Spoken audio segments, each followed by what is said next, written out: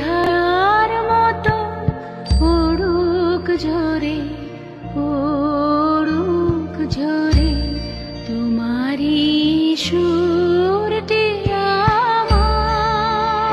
ছি ভাই, এটাই কি বাংলাদেশের শিক্ষা? শেষমেশ কবিগুরুকেও এরা ছাড়লো না। ভাই তোদের দেশের স্বাধীনতা ও শিক্ষার জন্য যেই মানুষের অশেষ অবদান, তার মূর্তিকেও তোরা ছাড়লি না।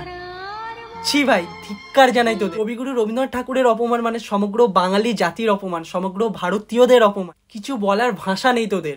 যারা এই কাজটা করলো তারা আর যাই হোক ছাত্র নয়, কারণ একজন শিক্ষিত ছাত্র এটা করতেই পারে না। আর যারা করেছে তারা হলো ছাত্ররূপে অশিক্ষিত জানোয়ার, কারণ একজন অসভ্য জানোয়ার ছাড়া এরকম কাজ আর কেউ করতে পারে না।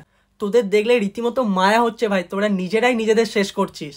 ভাই তোদের নিয়ে ভিডিও বানানোর কোনো ইচ্ছেই ছিল না আমার, কিন্তু এই ভিডিওটা দেখার পর আমার পার্সোনালি খুব খারাপ লাগে, কষ্ট হয়, যার জন্য এই ভিডিওটা বানানো। ভাই আগের দিন 22শে শ্রাবণ মানে ইংরেজি 7ই আগস্ট কবিগুরুর 83তম মৃত্যুবার্ষিকী গেল। আর আজ 23শে শ্রাবণ মানে ইংরেজি 8ই আগস্ট রবীন্দ্রনাথ ঠাকুরকে নিয়ে ফেসবুকে এরকম একটা ভিডিও দেখবো আশা করিনি।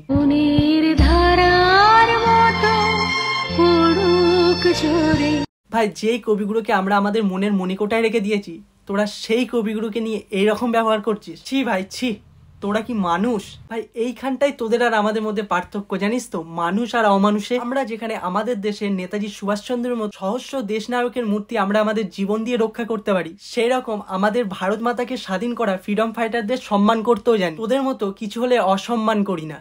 ভাই আমরা গর্বিত, আমরা ভারতবাসী। আর ভাই পাপ কিন্তু বাপকেও ছাড়ে না, মনে রাখিস। চল, আর কিছু বলার নেই, শুধু এই একটা কথাই বলা, যে ভবিষ্যতের জন্য তৈরি থাক। আর যেসব করছিস না, ভবিষ্যতের জন্য তৈরি থাক।